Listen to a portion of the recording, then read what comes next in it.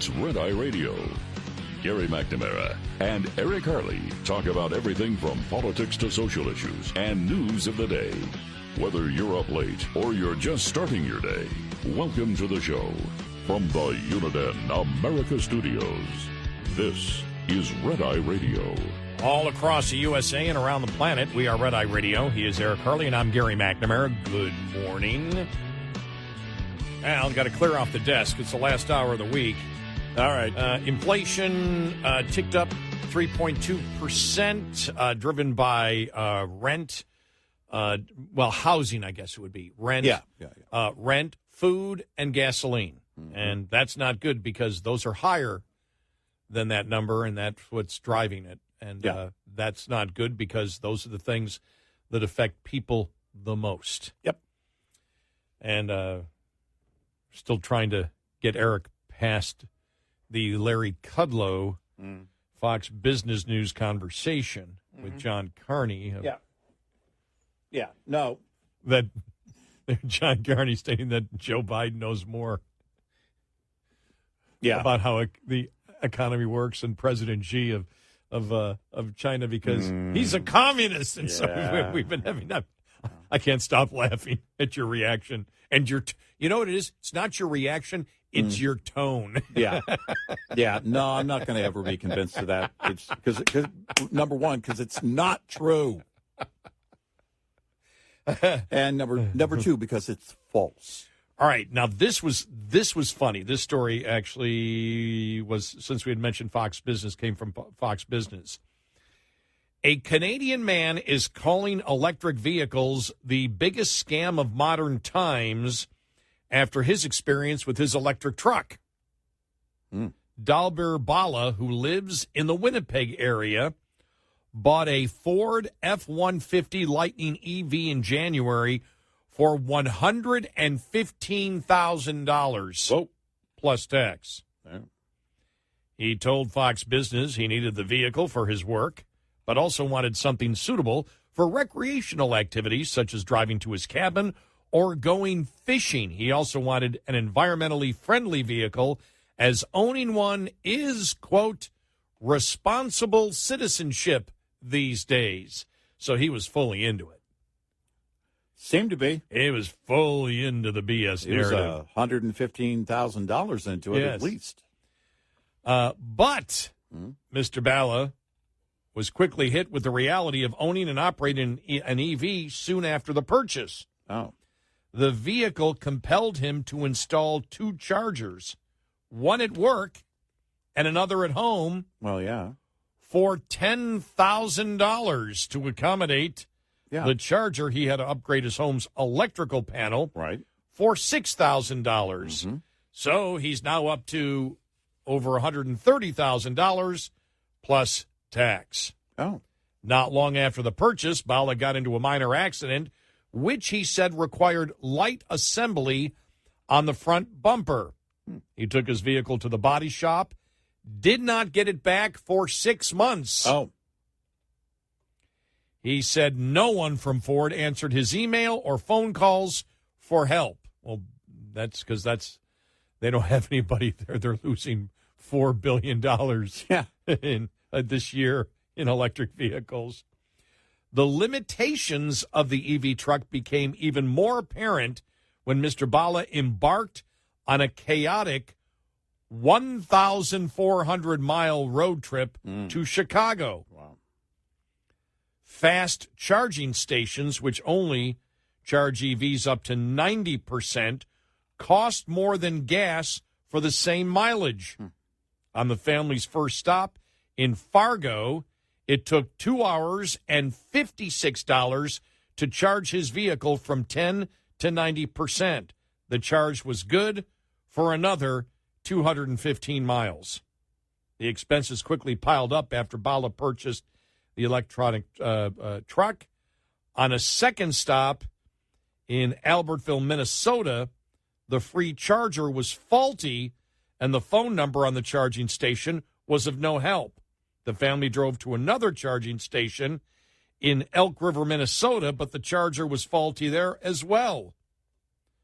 This sheer helplessness was mind-boggling, Bala wrote on his online post, "My kids and wife were really worried and stressed at this point. There were no other fast charging stations within range of Elk River, and his vehicle had only 12 miles left. But now it was late afternoon. We were really stuck, hungry, and heartbroken. He eventually had to have the vehicle towed to a Ford dealership in Elk River and rented a regular gas vehicle to complete the family's trip to Chicago. The family picked up the F-150 on their way back to Winnipeg. It was in the shop for 6 months. I can't take it to my lake cabin. I can't take it for off-grid camping. I cannot even take it for a road trip. I can only drive in the city. Biggest scam of modern times." That's a quote. He told Fox Business he believes the government needs to do more to provide consumers with the right information. People have to make the right choices. I want to tell everybody to read my story, do your research before even thinking about it, and make a wiser choice. Now, the interesting thing is, obviously he's a liberal. Because if you did your research, you would know. Now, he's telling you to do your research, but he is saying that government is the problem. They need to do more to give you the right information. That's the last thing they're going to do on electric vehicles. The last thing the government is doing when it comes to energy is telling the truth to the American public, either in the United States or in Canada. Everything about energy, they are lying to you, from the simple point that we can run the grid from solar and wind. Yeah. So don't expect that the government's going to give you the honest... Listen, this is going to cost you so much money. And it's going to be so difficult in charging it if you want to go on the road. You're not going to hear that from the government. He said the actual thing they promised is not even close, not even 50% of what I expected. And once you buy it, you're stuck with it. Well, yeah. And you have to carry huge losses to get rid of it. Yeah. And nobody is there to help you. So, well, listen, the good news is we can get it all done by 2035 with everybody. Well, remember the head of PG&E in California said, warning that we're not going to have enough power for our grid. So plug in your car and we're going to take the juice back from your car. Right. So that's the actual suggestion. Plug in your car. During a blackout threat. Yes. During the threats of blackouts, plug in your car and we'll take energy from your car back to the grid. Back to the grid. Yeah. Now, the technology infrastructure does not exist to do that. No, it doesn't. But it shows the insanity, and you're not producing that energy no. from a different source. Right. No, they're taking back what you have already put in to your battery. From the grid. From the grid. Just give it back. Yes. And the inefficiencies. Brilliant idea. The inefficiencies of it. I mean, this is the idiocy that we're dealing with right now. Yeah. Oh, man, I'm telling you. I'm telling you. I can sell a solar-powered tanning bed, a long lawn chair. I like the $1,500 price tag. $1,500. I like that. Now, that's where it starts. If you want some of the other amenities, like a cup holder, that's going to be another $300. Well, I will tell you this. I have this solar heater that's really emanating from my attic right now. Yeah? During the day especially. Yeah, right. Yep. Yes. The sun is my The problem heater. is, Gary, you're not demanding heat at the right time of the year. The problem is with you. And tell me how that's not more insane. It's because it's not more insane, actually, any more insane. Or tell me how that is more insane than anything the left is promoting right now, what I just said. The problem is you're not demanding heat at the right time of year. Gary, August in Texas is when you should be demanding heat when it's plentiful.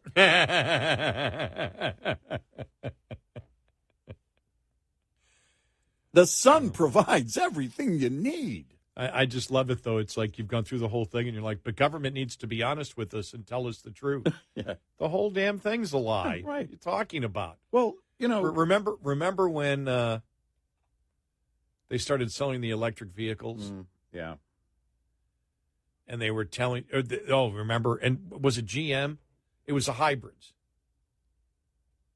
And it was the plug-in hybrids. Yeah. And they were telling you that you're getting 300 miles to the gallon. It's like, yeah, but you're counting it being plugged in and charging the batteries at the beginning of your trip and at the end of your trip, and you're counting that, you're using a different energy source, and you're counting that as the gasoline. Yeah. And we went, you're lying. Then they had to stop doing that, remember? Right. They stopped doing it because they got caught doing it. It was like, stop lying. The whole dang thing in energy is a lie. From the very top, we can run the grid on solar and wind. And now they're telling you we can't do it. Well, maybe we should come up with a system where everybody buys an electric vehicle, and then when there's going to be a blackout, nobody drive anywhere, and you plug your electric vehicle back in and you power the grid. Yeah. God, what idiots. I mean, seriously. Oh, man. Imagine that they did that with an internal combustion engine, that somebody floated the idea. What we'll do is that when we're low on oil production, what we'll do is, see, when we have a problem at the refinery level, what we need is everybody to pull up to the pump. And you put in the nozzle, but this time we're going to take gasoline out of your vehicle so we can have, less of a shortage. We're not going to tap into the strategic oil reserve. We're going to tap into your strategic oil reserve. Pull up to your car. I need you to pull up to the pump here, please. We need some of that gasoline. Why? There's a shortage. Put the pump in reverse. Yeah. Insanity. Seriously. Everybody is smoking weed. Well, I saw the thing today, 17% of Americans regularly smoke weed, so that's a lot greater than even... Yeah, you know what? And the other 87% are lying. Yeah, the other 83%. 83%, yes. Yeah, can't do math. Like me. Because they're also smoking weed. I swear I'm sober. I'm sober. The other 83% are so stoned they can't remember that they're smoking weed. So the answer, no.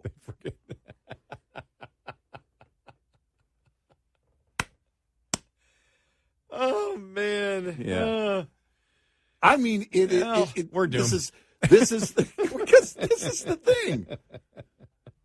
This is PG&E. See, what we'll do is, it's not, but it's the same mindset that runs throughout the left of this delusional thought. We'll just take it out of their cars. Why not just take it out of their homes? What we'll do is, because there's the thing. If they could engineer a grid that would drain your car battery to prevent a blackout, then of course they could do that with your home. Through the meter, it would just turn around and go, oh, well, no. See, this is the way it's going to work. We'll just turn it around. We'll take all the juice out of your home. But you have no battery, so there is no juice to take out. Exactly. But it doesn't matter. It sounds good. No, it doesn't matter. What we'll do is we'll take all the energy that's going in and we'll reverse it so that everything in your home shuts down. Oh, you know what we call that? A blackout. So what was your plan to do? Well, prevent blackouts. But you're causing blackouts. But no. But see, this isn't causing a blackout. This is reverse engineering a blackout. Well, now I wish I was at least drinking. No, seriously. To handle that mindset. No, it is, but that's how bizarre it is. It's Friday. Give me a couple of shots, will you, please? We'll just drain their batteries in their electric cars. Yeah. And you know what?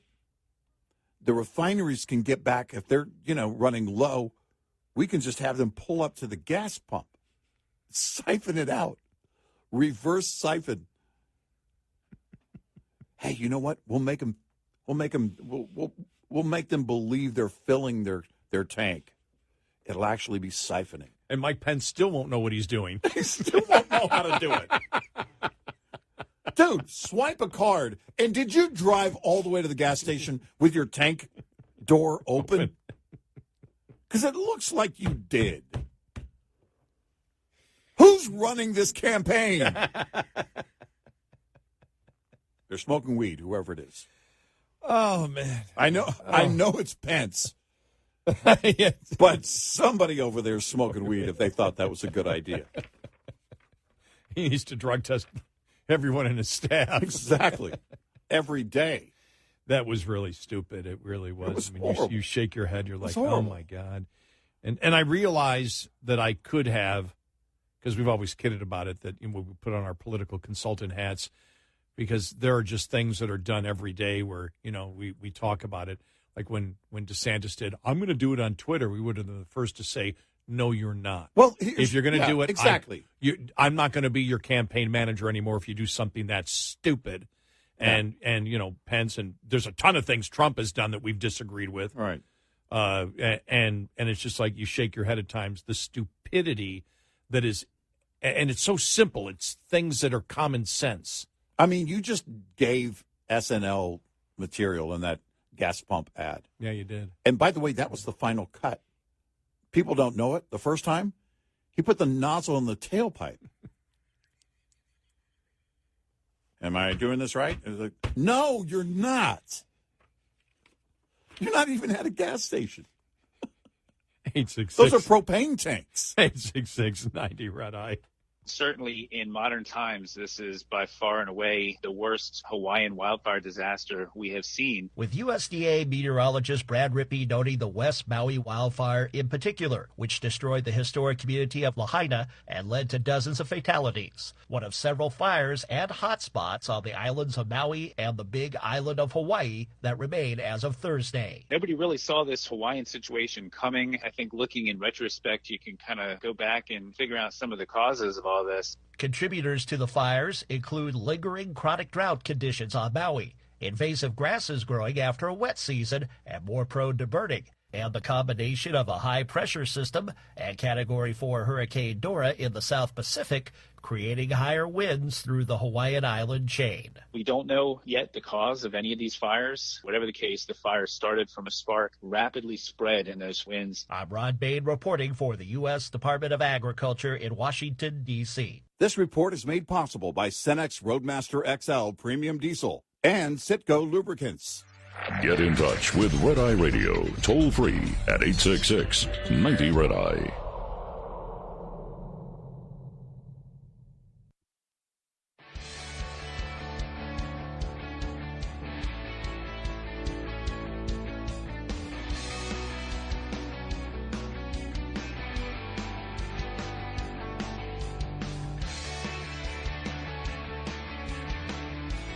It's Red Eye Radio. He's Eric Carly, and I'm Gary McNamara. Coming up on the bottom of the hour, that retired Seattle cop who just went off on the mayor. She retired. She just been there for a long time and just said it's just unbelievable, what that city has become. We'll get to that. Plus, we'll tell you about that even if you're transgender, if you ask the wrong questions, which if you ask any question, you will be canceled. And Joe and Hunter will have the final analysis from Jonathan Turley and what he had to say yesterday on that, all coming up.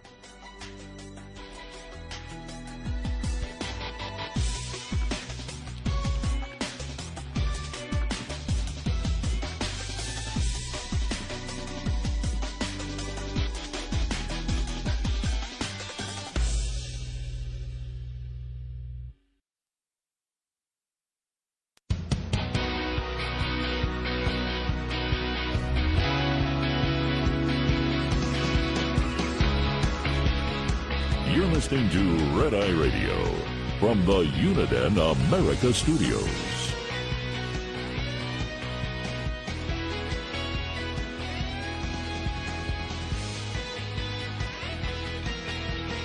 It's Red Eye Radio. He is Eric Hurley, and I'm Gary McNamara. Well, it was yesterday. Most of the talk was about the president and Pete Ducey. And I saw I forgot, it was on Fox, and they had Kirby on. Yeah. Richard Kirby. Yeah. The presidential spokesperson, one of them, who kept saying, well, what do you mean? The president invited him, Pete Ducey, to come up and talk. He told him he had to come over and talk. And I'm like, oh, that's their strategy now. Yeah. Ask Pete Ducey to come over. Yeah, and then walk away from him. Right. He asks one question. You say that's a lousy question. You turn around and you walk away. Right. And it's like, well, no, see, he was totally open to taking a question, totally open. And you should have seen Kirby was so animated, like, what are you talking about? We've been so consistent on everything. And it's like, no, you're not. You're lying. Well, the Stop president called him over and then said, I knew you were going to ask a lousy question. Right. It's like, well, if you knew that, then why'd he ask him over? And so because you wanted to be able to use the talking points that the president, he's got no fear. He called Pete Ducey. Pete Ducey is the guy who hits him all the time the hardest. He invited him right over. He was willing to have a discussion. Well, there was no discussion.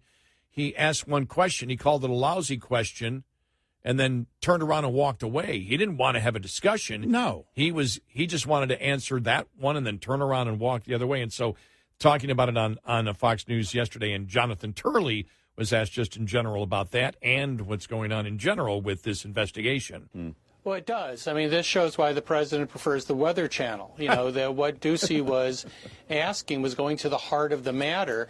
It shows utter contempt for the American people, for the White House to say, we've been saying this constantly and then changing what they've been saying. The president said repeatedly through the campaign and during his presidency that he had no knowledge of his son's foreign dealings, that he didn't speak to any of his son's associates. After his testimony, Devin Archer swatted back on the spin being given by the White House and others and said it was categorically untrue that the president did not know about their business dealings. That's a direct contradiction of what the president has told the public for years. So now they're saying, well, he wasn't in business. Well, the question is, what is that business? The Biden family has been accused of influence peddling for decades, not just Hunter Biden, but his uncle and others. They now have millions of dollars, up to $20 million, going to Biden family members. Those are benefits to the president. You know, the president's worth about $8 million. He's not going to spend all of that in his lifetime. Most people of his age and wealth are more focused on leaving a legacy, particularly a financial legacy, for their family. The Biden Family Fund. That's where this money's going. Yeah, and you write in the New York Post, I think you did a very interesting job here. You say Joe Biden absolutely benefited from Hunter's foreign business. Now, to the point that you were just answering there, what the White House is going to say, and Democratic allies, that there was no proof that any dollars went to Joe Biden's account. Okay, now, you're making the case, but of course he benefited, because his family and his grandkids and his son all benefited from him. Right. This is part of constantly moving, the goalposts. You know, that now there's an admission by many that sure, Hunter was influence peddling, but it was an illusion. And they're saying that it's really not influence peddling in a criminal or corrupt sense for the president unless you can show someone actually giving him an envelope full of money or a direct deposit to an account for Jill and Joe Biden. You know, Hunter told one of his associates the Bidens are the best at this, and he was right. They've been in the influence peddling business for a long time. Only a moron would do a direct deposit into a Joe Biden account, which is going to be the first account people would go to. So this idea that you don't benefit if your family members get up to $20 million is absurd. There you go. Right. And we've stated that for the longest time, and we've emphasized from the very, very beginning that it doesn't really matter whether Joe got the money himself. Well, in fact, you would, if you look at it, a lot of people will set up things like trusts and other things, and they essentially spread their wealth over their family before they pass, because they don't want their family to incur those family members to incur the massive taxation that comes with the death tax. So even families like that set it up so that their family members along the way are building that wealth. And especially if you're doing something that is highly illegal and immoral, then you don't want any dollars going directly to your account. What I do wonder about, though, is the shared account that that Joe and Hunter had. I would love to know the details there on that account, what that account looked like. I'm guessing if Joe's name was on it, that there weren't those wire transfers did not land in that account at any time. But I'd like to see the movement of money to that account. Comer was on Jake Tapper yesterday, and Tapper asked about, what Democrats have talked about Jared Kushner. Mm-hmm. Did he cross a line of ethics? And Comer said, I have been vocal that I think that what Kushner did cross the line of ethics. He said, but the but is in here. Let me get it. But it happened after he left office. He wasn't in office. Still no excuse, Jake, but it happened after he left office, and Jared Kushner actually has a legitimate business. As we know, Kushner served as an advisor to the Trump White House. But he said the money from the Bidens happened while Joe Biden was vice president, while he was flying to those countries. Days after he left Romania, his family started receiving wires from a corrupt Romanian foreign national. Days, Jake, like 4 days after he left, including his granddaughter. What's his granddaughter doing getting a wire from a Romanian foreign national? So there you go. So, and like we said, I'm not defending anybody who has been involved in political influence peddling and ethics. When you talk about the proper ethics, my gosh, you can go across the board. But if you are stating that what Jared Kushner did was wrong because there is a perception of favoritism after you're out of office for your legit business that you're involved with, and that's your argument, then you have to be horrified by the Bidens. Oh, yeah. Yeah, you can't have it both ways. You can't say, but Trump, well, let's look at Trump. Let's go point by Jared Kushner and everything else and compare it, and then talk about the differences between that and this. And if you view, because the Democrats, remember when they came out, when that deal happened, and they were said, CC's here, there it is, there it is, there it is, there it is. It's like, fine, if you believe that is immoral and is ethically challenged, then you must be horrified at the Bidens. And they're not. No. And that's the point, because it's way worse. Or they're not talking about it. Yep. And that's the question we've been asking, too, inside the Beltway. How many of them are just waiting for everything to drop? Okay, very quickly here, this couple of stories. A transgender man was alarmed by what he believed was an actual takeover of gender medicine after he was booted from a trans health conference for asking critical questions about updated guidelines on medical interventions for minors. Aaron Terrell was removed from the World Professional Association for Transgenders Health Annual Scientific Symposium last September for raising concerns about the rapid medicalization of gender-diverse children. The final straw was when he asked about the precautions medical providers are taking to ensure adolescents aren't transitioning unnecessarily. Seems like a pretty legit medical question, does it not? Yeah. Nope. Nope.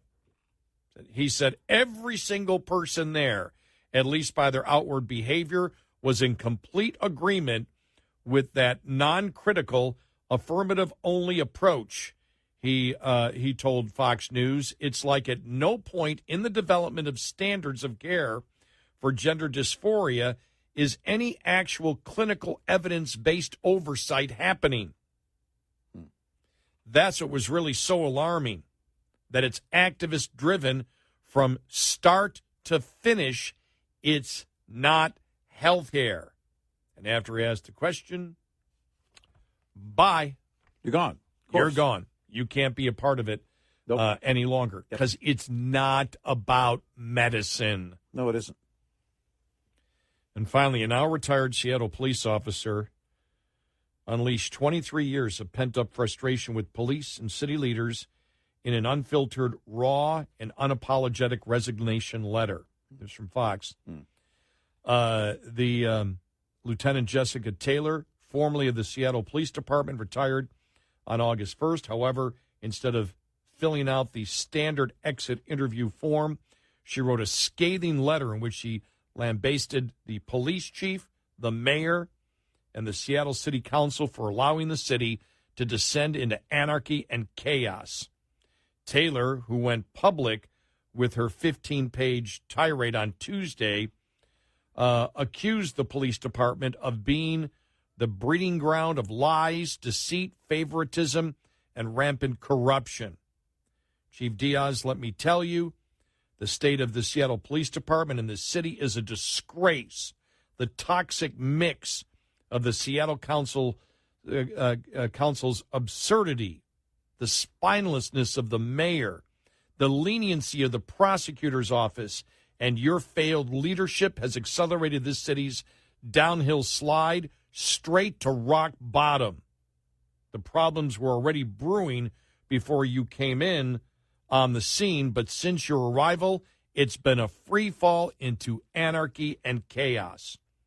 She accused policymakers of caring more for politics than the well-being of Seattle residents, with the result being that criminals are now running the city. Well, there you have it. You know, we've talked about not only what's going on the streets with the residents there in some of these cities and businesses leaving and people leaving and they fear because of the rise in crime. What about the tourism bureaus and the convention bureaus? I'd really love to know what they see. Because if you tell me, if someone says, well, we want you at our convention, yeah, where's it going to be? Portland or Seattle or San Francisco. Sorry, I can't make it. 866-90 Red Eye. We'll be right back with more Red Eye Radio with Eric Harley and Gary McNamara.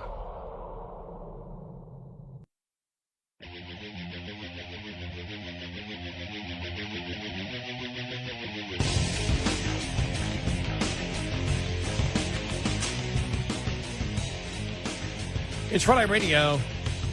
He's Eric Harley, and I'm Gary McNamara. Uh-oh. What? Well, wait a minute. Why are they raging? It says liberals rage over a photo of Woody Harrelson sporting an RFK Jr. hat.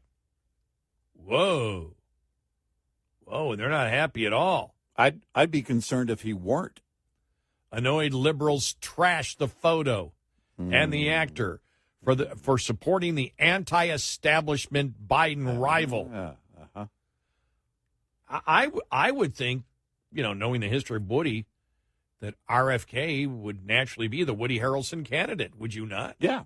No, I think he is. I mean, he's the Woody Harrelson candidate. Woody Harrelson, well, he's not a Kennedy Democrat. He's a new Kennedy Democrat. Right. Because if I said Kennedy Democrat, that would be in relation to the late John Kennedy. And probably Woody Harrelson would not. He's an RFK Jr. Kennedy Democrat. Yeah. A Kennedy Jr. Democrat. Yeah. Right. Which is a big difference. Right.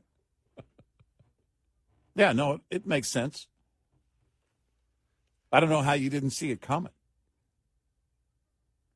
And since when have liberals been concerned about the Woody Harrelson vote? I mean, seriously, it's been a minute. I just love this line alone. Shark Tank senior producer Andrew Kimmel shared the image, remarking, Yeah, okay. "We've lost Woody." Oh, come on. We've lost Woody. I think everyone's lost Woody. Come on, seriously. Wow. All right. Everybody just go get a hacky sack. It'll be fun.